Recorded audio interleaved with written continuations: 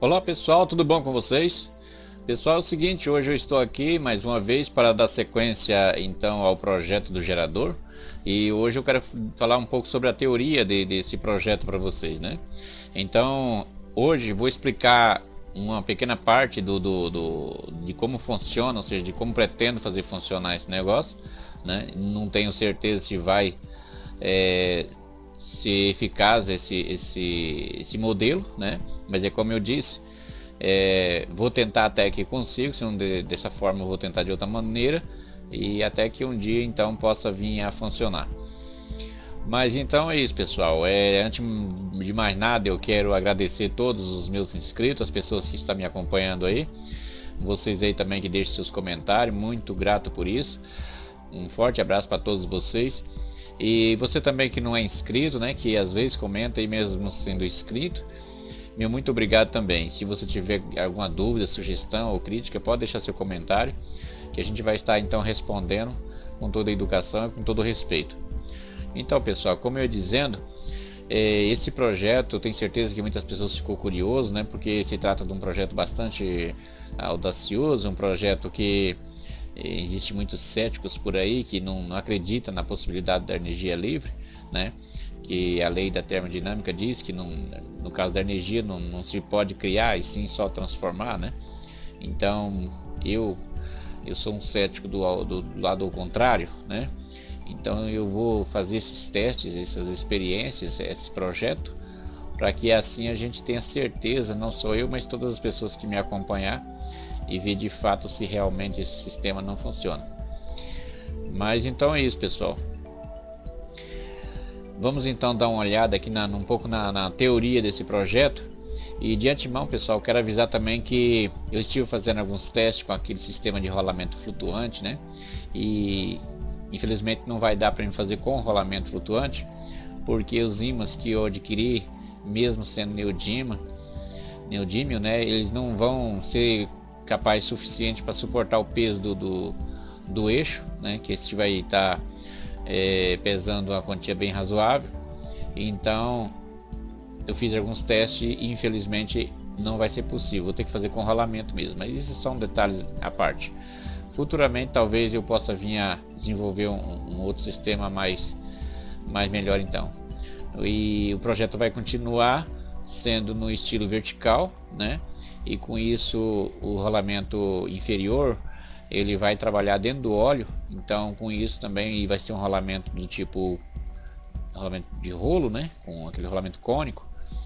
Então esse rolamento ele vai ter uma vida útil bem mais elevada, uma vez que ele vai estar trabalhando dentro do óleo, diferentemente de um rolamento desses com esfera, né, que estão trabalhando no sentido horizontal o eixo, logo ele vai ficar no sentido vertical.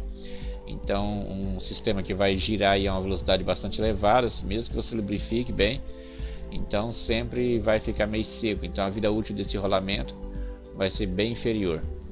E com esse modelo que eu desenvolvi, o rolamento inferior, que é o que vai aguentar o peso do eixo com todos os rotores, ele vai então estar trabalhando dentro do óleo. Vou fazer ali um mancalzinho apropriado, né, usinado na CNC, para que ele trabalhe então dentro do óleo e sempre constantemente vai estar lubrificado. Mas então é isso, pessoal. Vamos então agora dar uma olhada um pouco na teoria. Eu vou estar explicando para vocês na teoria ali com o programa Paint, né? Eu desenhei uma forma de onda senoidal, que é a forma de onda que o sistema vai gerar, né?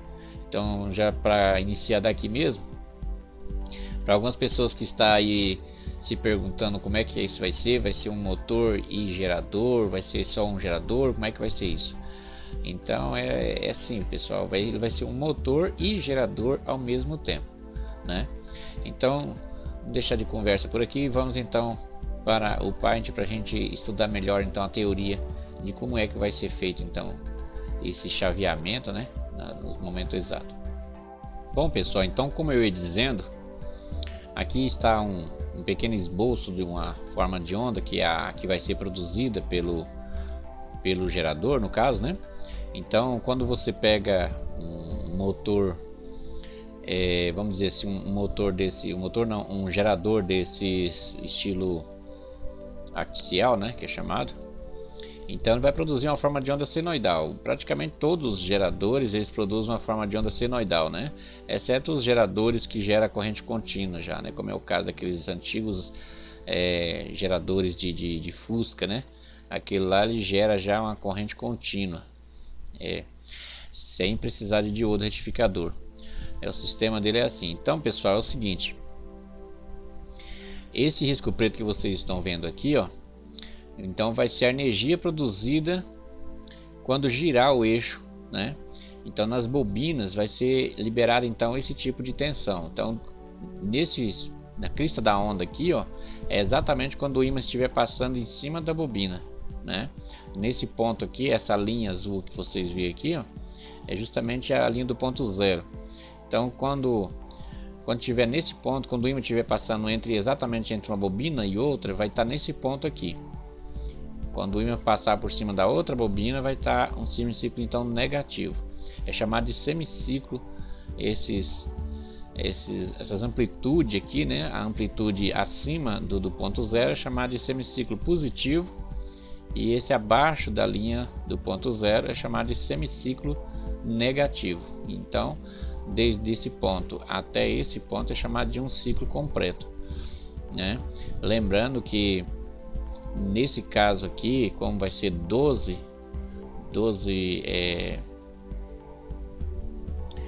ímãs, né? Então vai ser uma pequena parte de uma volta que já vai produzir então um ciclo completo.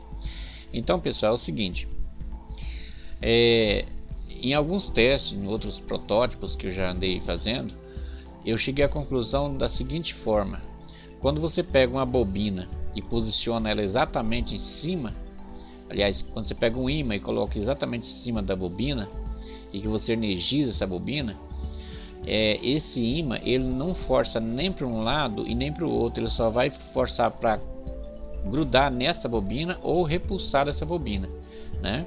Então, com essa característica, eu cheguei à conclusão, inclusive eu estava até conversando com meu filho Esaú, e aí ele estava falando, eu estava explicando isso aqui para ele. Então ele falou: pai, então por que o senhor não coleta o pulso exatamente da crista da onda? Então nós conversando, a gente chegou a essa conclusão. E outra, fazendo alguns testes nesses primeiros protótipos que eu andei fazendo os testes, eu cheguei à conclusão seguinte: quando a gente aplica o pulso, esses em vermelho que vocês veem aqui, pessoal, são os pulsos que vai ser o motor. Então, para que vocês entendam por que esse sistema ele vai ser motor e gerador ao mesmo tempo, não exatamente ao mesmo tempo, né? Mas ele vai ser entrelaçado, motor e gerador. Por que eu digo entrelaçado? Esse pulso em vermelho que vocês veem aqui, ó, são os pulsos que vai servir de motor, né? Nesse momento aqui, eles vai servir exatamente de motor, vai ser a propulsão do motor. Então, fazendo alguns testes nos outros protótipos, qual foi a conclusão que eu cheguei?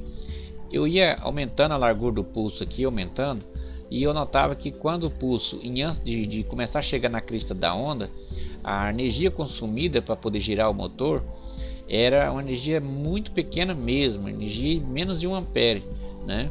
Questão aí de 300 a 500 miliamperes.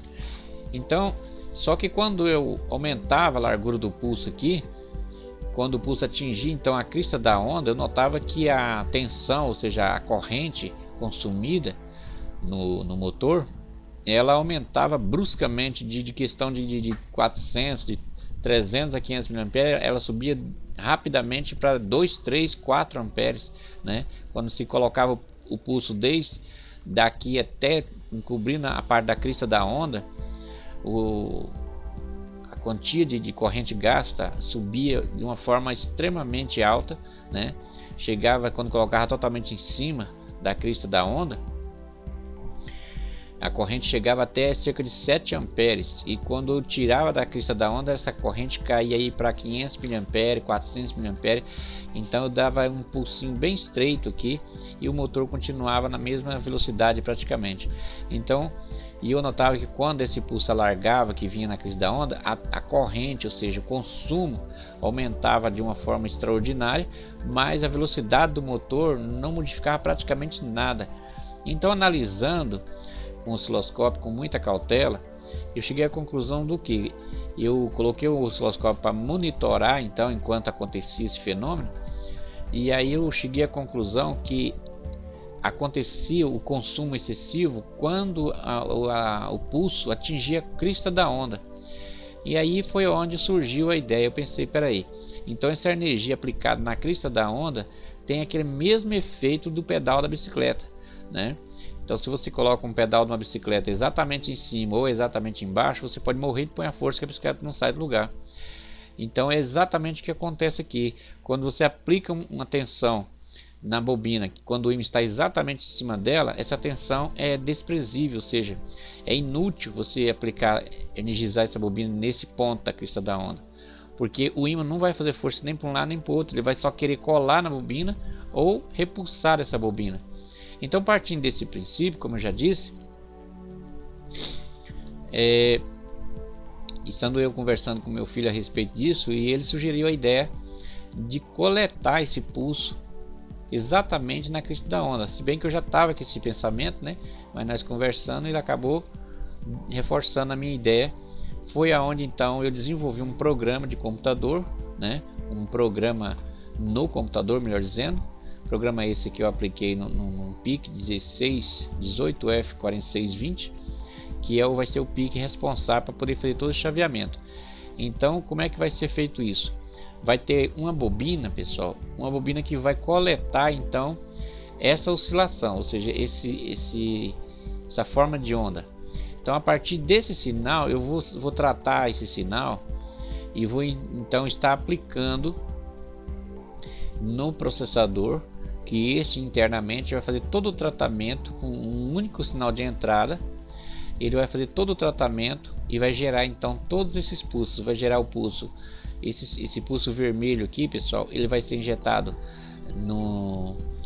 naqueles IR, né? IR 2111 ou 2112, 2113, tudo funciona. São uns integrados que são, posso chamar assim, uns integrados de desacoplamento do PIC.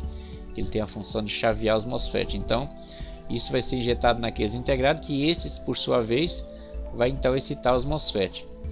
Esses MOSFET que vai estar sendo chaveado com esse pulso que está aqui em vermelho, como eu já disse, vai ser os MOSFET que vai ser responsável para o funcionamento do motor. E depois vai ter então um outro MOSFET que vai ser então chaveado com esse pulso verde, né? Então esse pulso verde vai estar chaveando o MOSFET. Repara que quando exatamente no momento que o motor ser desligado, né? Porque nesse ponto aqui eu não posso injetar energia na bobina, só que a energia injetada nessa crista da onda seria perdida. Então, já que a energia injetada na crista da onda é perdido, logo, se eu coletar essa energia, não vai sofrer peso no motor no sentido rotativo. Como eu já expliquei, a energia que se aplica na crista da onda, a tendência é só colar o ímã na bobina ou repulsar esse ímã. Então, por esse motivo, vai ser capturado então só essa energia aqui. Então, esses pulsos capturados aqui, eu vou injetar eles provavelmente num dobrador de tensão via capacitor. E daí, depois dessa tensão dobrada, eu posso estar dobrando por capacitor ou dobrando por transformador, né? Então, e depois disso eu vou estar injetando no próprio sistema para poder então dar continuidade. Essa é a teoria do projeto. Mas agora eu quero mostrar para vocês aqui o esquema, né? O esquema elétrico então de todos esses sistemas que eu estou falando aqui. Vamos lá então para o Eagle, né? Onde é que eu desenhei então o esquema. Então, pessoal, agora nós estamos aqui então com o Eagle já aberto e vamos agora analisar um pouco o esquema, né? Como eu ia dizendo, aqui está o processador, né? O PIC 18F4620, e aqui nesse ponto aqui, pessoal, nesse ponto aqui é justamente aonde vai então está sendo injetado a energia de uma pequena bobina que vai ser colocada só para poder coletar os pulsos e fazer a sincronização então de todo o sistema. Aí esse pulso vai ser injetado então nesse pino 17, se não me engano, no pino 17, e a partir daí então vai ser produzido aqui dentro através do software, né, que foi desenvolvido. Vai ser produzido aqui toda a geração dos pulsos que vai então estar sendo injetado nesses IR2110 aqui, né? Pode ser o 2110 também. Aqui eu coloquei o 2110, mas pode ser o 2111, 2112, tudo funciona. Esse pulso vai sair duas vias, como vocês podem ver, né? Uma sai aqui no pino 34, né? E o outro sinal sai aqui então no pino 18. Então esse sinal, pessoal, é injetado aqui nesse flip-flop aqui, e esse flip-flop aqui ele garante a possibilidade de jamais ficar os dois pontos aqui em nível alto, né? Esse aqui nunca pode ficar os dois em nível alto. Sempre quando um tiver nível alto, o outro tem que estar em nível baixo, porque se isso acontecer, os transistores aqui que estão ligados de forma para estar invertendo então a tensão das bobinas, se isso acontecer é curto-circuito na hora, porque ele vai estar então conduzindo o térmico para o positivo de forma direta. Então, e esse integrado aqui, que é um 4093, a função dele é justamente isso, é evitar esse tipo de coisa, que pode ser que por algum erro aqui no pique, alguma coisa do gênero, pode vir a acontecer. Então, por via das dúvidas, é colocado essa proteção aqui para, de hipótese alguma, ficar os dois pontos aqui em nível alto. Sempre tem que estar um ou outro em nível alto, nunca os dois. Então, esses 4 MOSFET aqui, os MOSFET que vai estar sendo responsável para estar invertendo, né? Vai estar invertendo então a tensão das bobinas, que vai fazer o chaveamento justamente no momento que está o semiciclo positivo. Ele vai fazer o chaveamento para o semiciclo positivo. Quando tiver no semiciclo negativo, então vai estar fazendo o chaveamento no semiciclo negativo. E desta forma então vai então estar chaveando o motor, que é a parte que vai fazer a função do motor.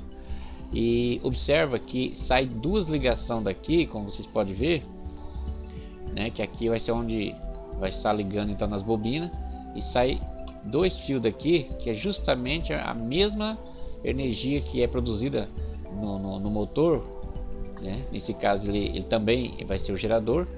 Então essa energia vem aqui, como vocês podem observar, ela é então retificada aqui, né?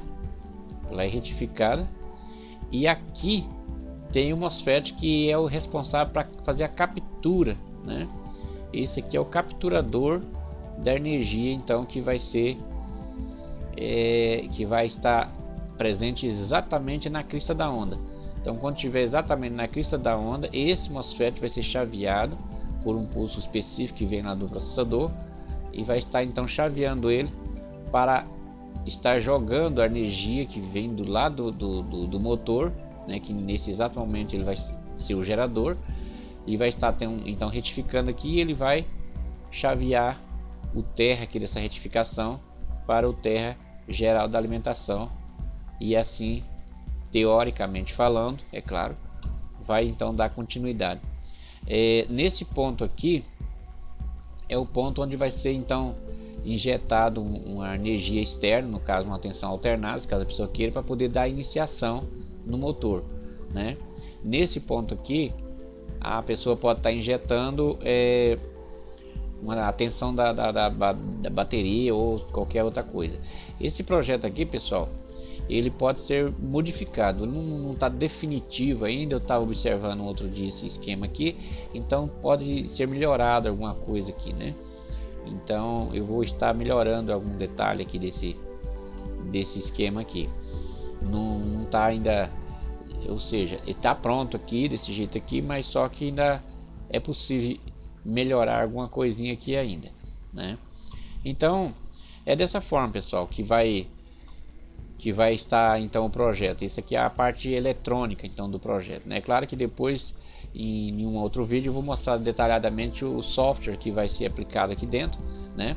Esse conector aqui é justamente o conector que vai ser ligado ao display, é um display gráfico, né? de 128 pixels por 64, então ele vai ser conectado aqui. Então é isso, pessoal, é um sistema bastante simples, não tem muita complicação.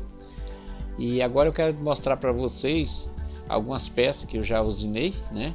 E mostrar usinando também algumas peças, a parte ali do estator que eu já andei usinando algumas peças, né? E também quero mostrar na prática como funciona então aquele efeito que eu falei para vocês, que é o efeito de quando se coloca uma bobina exatamente em cima, ou seja, um ímã exatamente em cima da bobina, ele não esforça nem para um lado nem para o outro.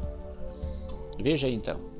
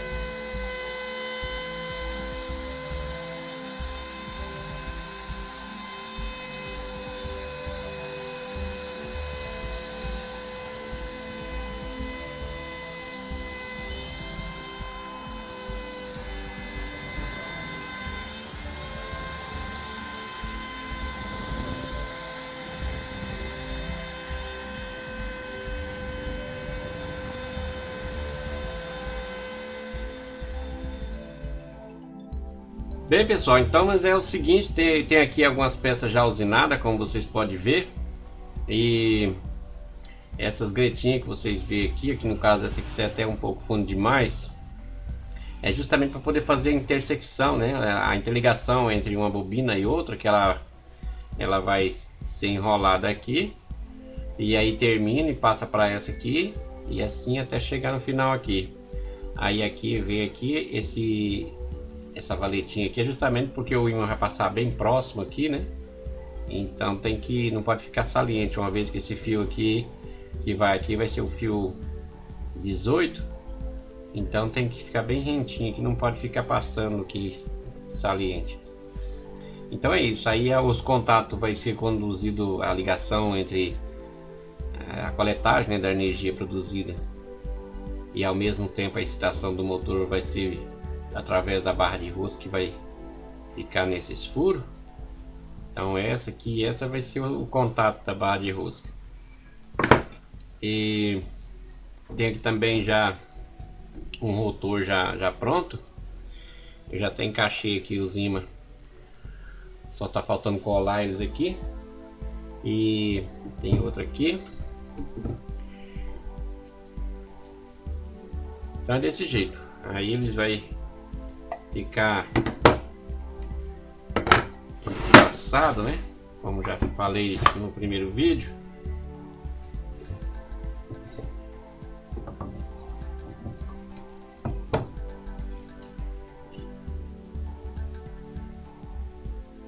Então é mais ou menos assim, pessoal.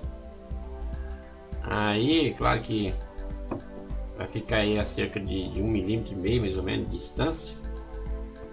Então vai ser um disco um rotor de ímãs de ferrite e um rotor de ímãs neodímio. Creio que vai produzir uma boa quantia de energia. Então, pessoal, como eu ia dizendo, é o seguinte, eu quero mostrar para você aqui agora um efeito curioso, que é aquilo que eu estava explicando agora há pouco. Eu tenho aqui um rotor do primeiro protótipo que eu fiz. Naquela época eu cortei isso aqui tudo com a tico-tico. Então foi exatamente por isso que eu fiz a máquina CNC, para poder fazer esse gerador. Então aqui eu já coloquei as bobinas, só que na época eu coloquei um fio um pouco fino. Então eu coloquei essas bobinas tudo em paralelo. E aí elas estando em paralelo, tem um problema que acontece, pessoal, é o seguinte: se por acaso uma bobina dessa ficar com mais espira do que a outra, o que acontece? Aquela bobina que tem mais espira, suponha que essa bobina tem mais espira do que essa. Espira é volta, pessoal, para quem não sabe, cada um espira é uma volta. Então aqui eu coloquei, se não me falha a memória, foi 600 voltas de fio, 600 espira.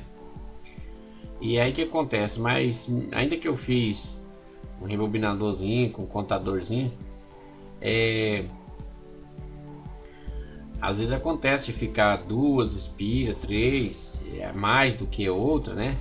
Então o que acontece? A bobina que tem mais espira do que a outra, suponha-se que essa bobina que tem mais espira do que essa, logo essa bobina vai servir de carga para essa. Então isso acontece em peso, né?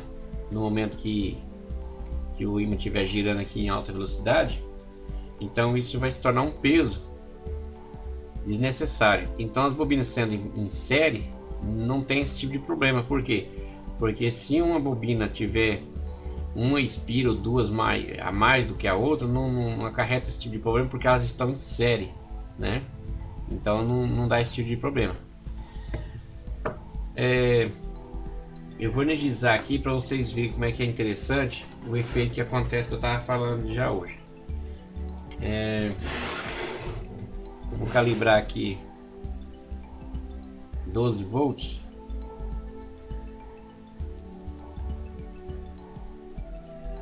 E agora eu vou energizar aqui para vocês, que interessante.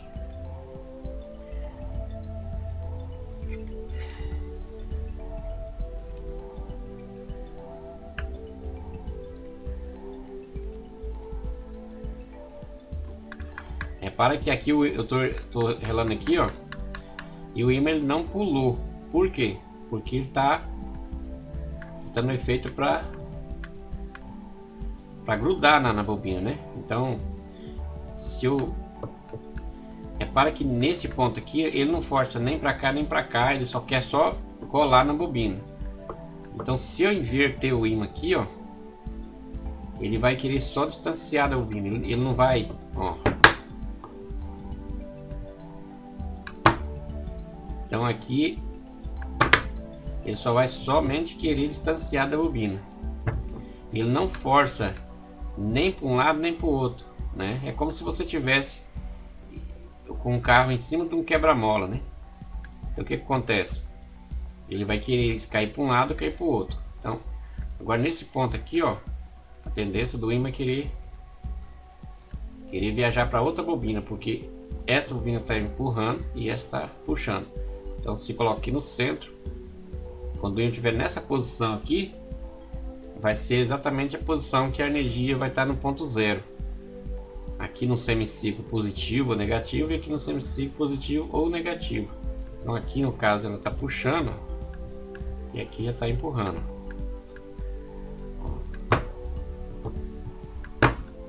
Então esse ímã ele é um lado aqui norte, outro lado sul, não sei se qual desses dois lados que é norte ou é sul, só sei que um lado é norte e o outro lado é sul. Então é isso, pessoal, desse jeito que eu estava explicando para vocês. Quando o ímã estiver exatamente nesse ponto aqui, ó, vamos dizer esse momento aqui, ó, é justamente o momento que o ruim então está capturando essa energia produzida. Então, assim como energizando aqui não submete força no sentido de assim, também na hora que eu for coletar energia produzida essa bobina vai exercer uma força só puxando ou só empurrando. Então por isso que a teoria tudo indica que vai dar certo. É como eu disse, se esse sistema não der certo, eu vou modificar, projetar outros modelos até fazer funcionar.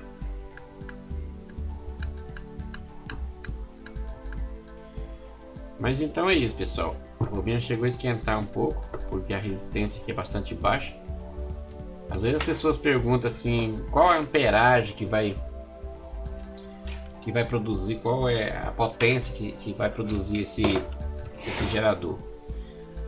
Então, pessoal, no momento não tem como eu dizer isso, porque eu não enrolei nenhuma bobina ainda, né?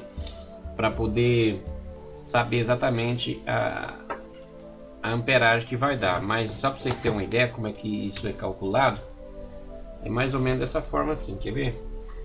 Se eu medir aqui, por exemplo, a resistência que dá esse conjunto de bobina aqui, ó, todas essas bobinas aqui, ó, elas estão em paralelo, né?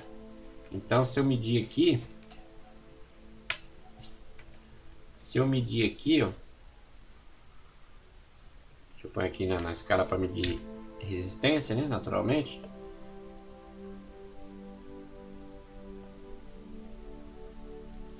Então o que acontece? Está dando 2.8, 2.7, 2.8. Vamos considerar 2.8.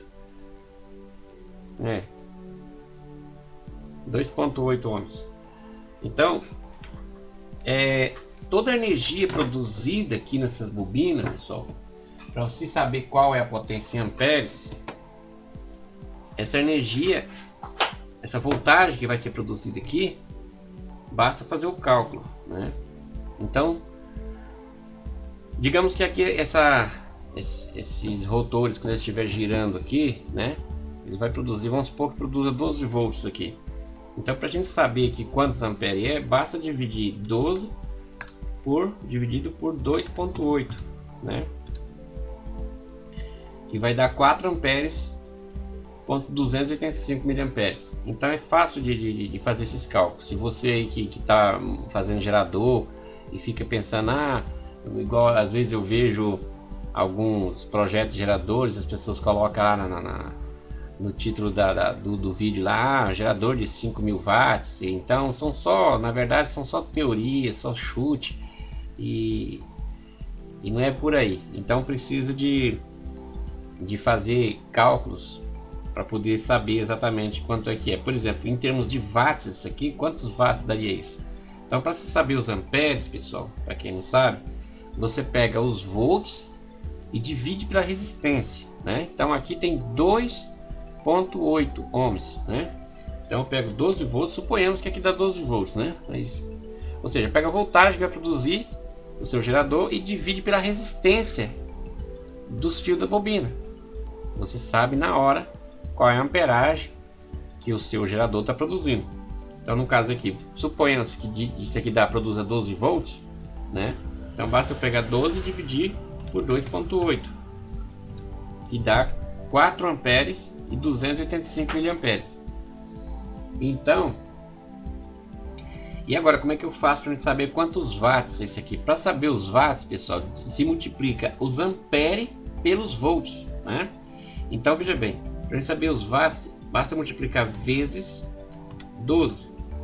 Então, se no caso desse estator aqui, eu girando o ímã aqui, de forma que produza 12 volts, vai produzir uma potência de 51 watts, né? 51,42 watts. E em termos de ampere, 4, no caso aqui, 4,285 mA. Então é dessa forma que é calculada a amperagem. Então depois que eu enrolar a primeira bobina, ver quantas espiras de fio vai caber aqui em cada espaço desse aqui, né? Então aí eu vou poder ver qual é a resistência que vai dar a somatória de todas as bobinas certinho, e aí sim eu vou ter uma ideia de qual vai ser a amperagem então desse gerador. Mas é o seguinte, pessoal, esse gerador é um protótipo, né? Então isso aqui eu não estou preocupado se ele vai aguentar alimentar uma casa ou um radinho de pilha. Não, eu não estou preocupado com isso. E que isso aqui é um protótipo, isso aqui é uma experiência, né? Então o propósito aqui, o objetivo aqui é fazer o sistema funcionar. Uma vez que o sistema funcionou, aí sim, aí a gente vai fazer cálculos e aumentar a escala se necessário for, modificar a quantia de espiras, modificar a grossura, ou seja, bitola de fio, potência de ímã, mais ímã ou menos ímãs, enfim.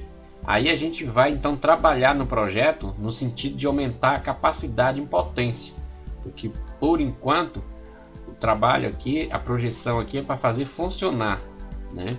Então muita gente às vezes pergunta, qual é a potência que isso vai produzir, como é que vai ser, como é que não vai. Então isso eu não estou preocupado no momento, estou preocupado para fazer funcionar o negócio. Então uma vez que eu faço ele funcionar, e o resto, fazer como diz o outro, aí é só correr para o abraço, né? Então aí basta daí só aumentar a escala e enfim, fazer algumas melhorias no sistema, no sentido de aumentar daí a capacidade em potência, né? Mas é isso aí, pessoal.